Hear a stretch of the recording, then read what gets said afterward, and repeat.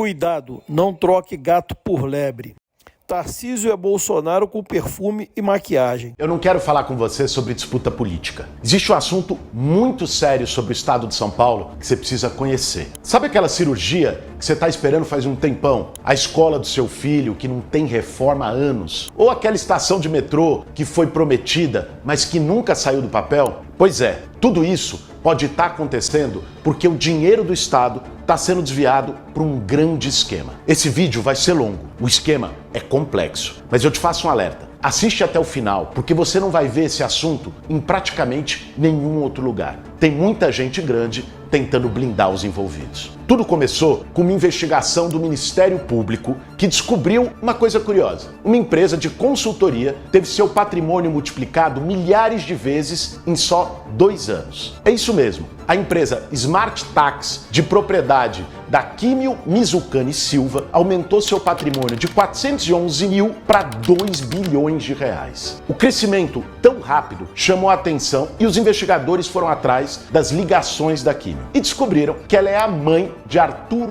Gomes da Silva Neto. Esse Arthur era ninguém menos que o supervisor da Diretoria de Fiscalização da Secretaria da Fazenda do Estado de São Paulo, que é responsável por autorizar créditos tributários para as empresas. Mas como servidor público, com salário de 25 mil por mês, acumulou mais de 1 bilhão em tão pouco tempo. A partir daí, a investigação mirou as relações do Arthur na Secretaria da Fazenda e descobriu um esquema estruturado que funcionava da seguinte forma. Vê só, o Arthur cobrava uma comissão de 40% das empresas por um serviço, digamos, completo. Primeiro, ele preparava a papelada exigida pela Fazenda e fazia solicitação de crédito de CMS em nome da empresa. Depois, ele era auditor, furava a fila dos processos e, no fim de tudo, aprovava a solicitação que ele mesmo fez em nome da empresa. Um esquema que parecia perfeito. Agindo assim, as empresas deixaram de pagar bilhões de reais em imposto ao povo de São Paulo em troca da propina paga para o Arthur. É isso mesmo. Se você atrasar seu IPVA, é risco seu carro ir para o pátio. Mas parece que no governo do estado de São Paulo, os grandes empresários não são tratados com o mesmo rigor.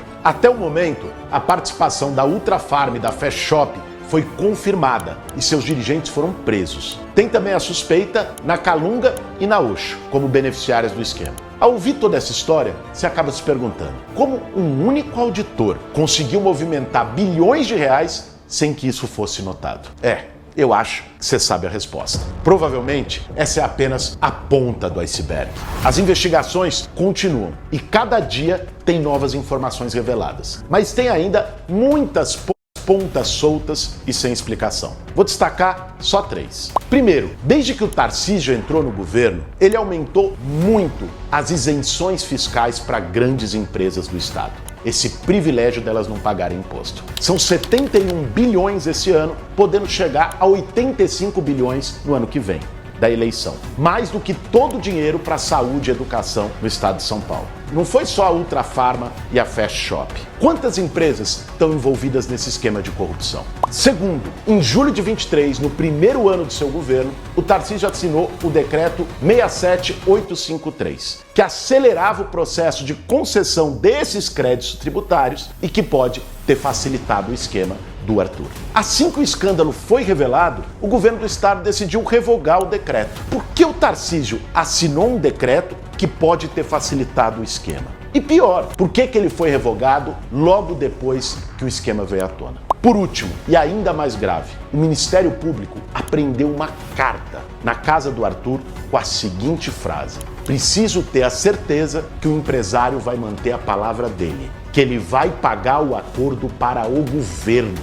Que história é essa de acordo com o governo? Pagar quanto? Para quem do governo? São muitas perguntas ainda sem resposta. E um ator importante dessa história toda permanece em silêncio. Até agora, o Tarcísio de Freitas não falou nada sobre o assunto. Por que ele não quer se posicionar? O assunto é grave, sério. A gente está diante de um dos maiores escândalos de corrupção da história de São Paulo. Envolve bilhões de reais. Bilhões que poderiam estar fazendo a diferença na vida de cada um dos cidadãos. A gente precisa lutar para que a verdade seja revelada e que a justiça prevaleça. Repasse esse vídeo, porque, como eu disse, tem muita gente tentando jogar esse assunto para baixo do tapete, para que permaneça nas sombras.